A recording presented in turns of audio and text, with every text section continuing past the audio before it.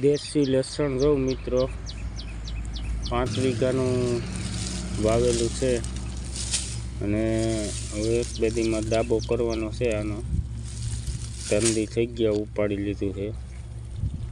જોઈ લ્યો લસણ બહુ હાઈ ક્લાસ છે માપનું. બહુ મોટા ગાંઠિયા નથી ને બહુ ઝીણાય નથી.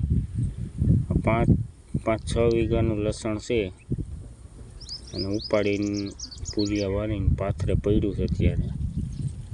જોઈ લ્યો મિત્રો, એક જ ધારો એમનેમ છે આખાઈમાં. ગાંઠિયા બહુ હાઈ ક્લાસ છે માપના, હાવ ઝીણાય નથી અને બહુ મોટાઈ નથી.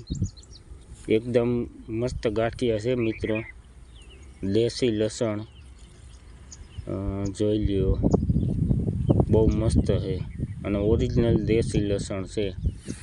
જો મિત્રો.